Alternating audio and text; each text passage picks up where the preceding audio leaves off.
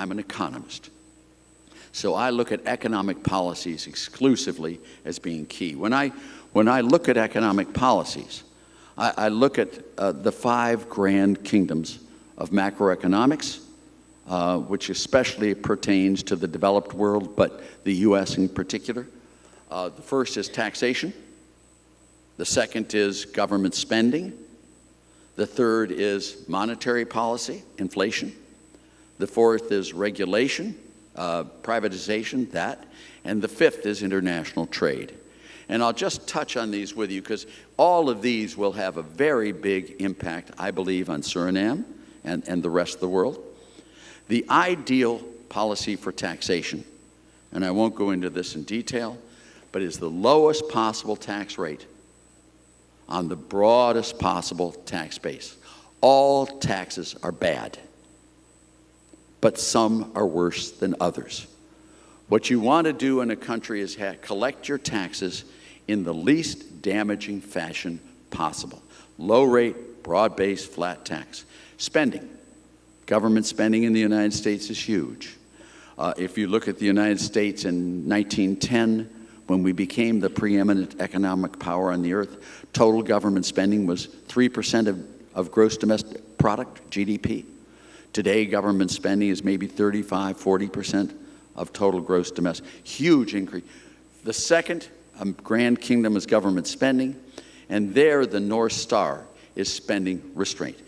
Don't spend too much. And I'll get to that a little bit with regard to Suriname and other countries as well. Low rate, broad-based, flat tax is the North Star. Spending restraint. When you look at money, monetary policy, inflation is everywhere and at all times a serious, serious problem. What you want to do is on inflation, you want sound money, so you have no inflation whatsoever. The North Star of that is a stable currency with low interest rates and no inflation. Low rate, broad-based, flat tax, spending restraint, sound money. Your fourth grand kingdom of macroeconomics is in regulatory policies. We all know we need regulations. We all understand that. That's true. Without regulations, nothing would work. Nothing would work.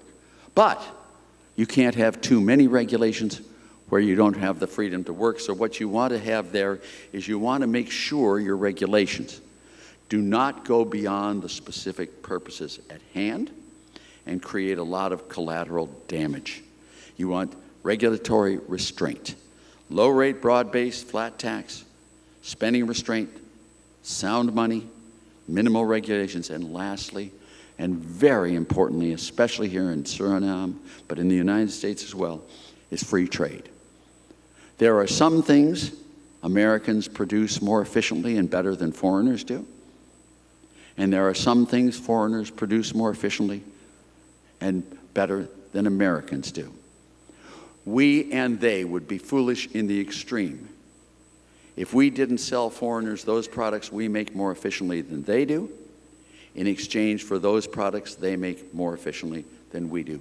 It's a win-win. The world community stands to gain enormously by free trade. And when I look at these 5 kingdoms here, the North Star, low rate, broad-based, flat tax, spending restraint, sound money, minimal regulations, and free trade. That is the goal. That's the North Star.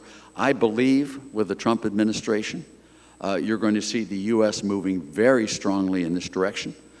Quite a 180-degree turn from the Biden administration, and not just Biden. It's been Republican and Democrat both ways.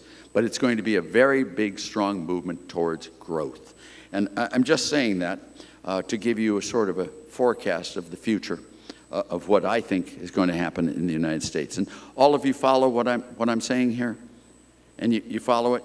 I want to make sure you understand that because we're a big neighbor to the north, and I think we're going to become very good friends with Suriname.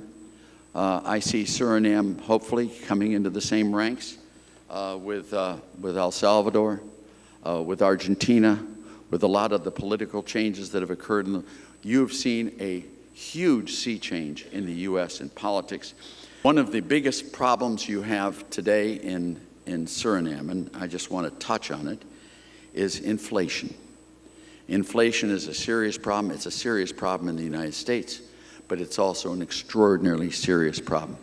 When you look at Suriname, how do you get sound money?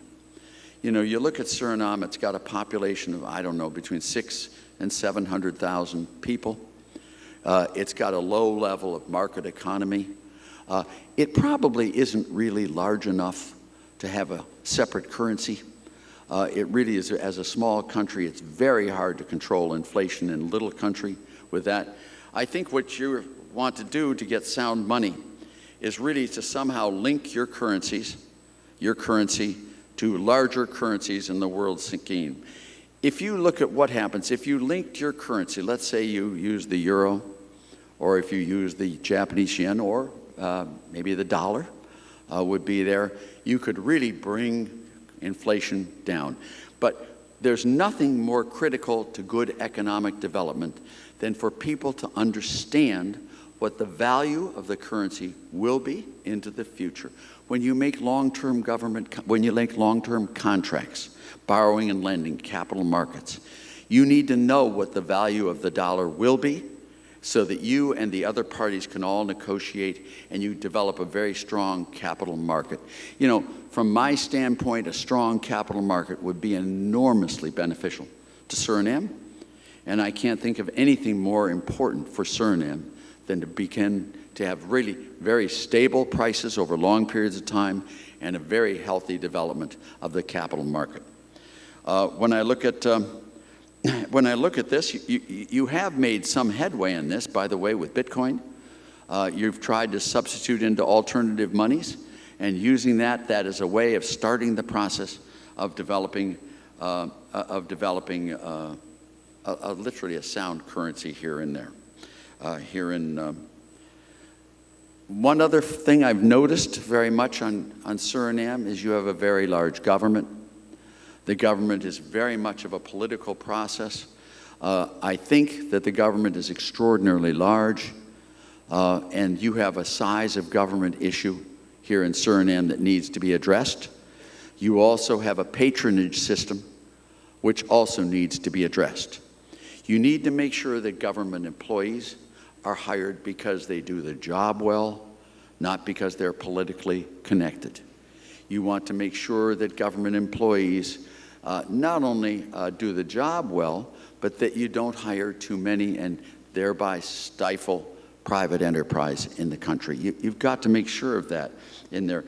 And one other thing I'm going to talk about with regard to Suriname, and this is just my initial reactions, is you need to make sure that government employees who do a good job get paid more than government employees who do not do a good job. Teachers who teach well should be paid more than teachers who do not teach well. Government employees need to be incentivized just like everyone else.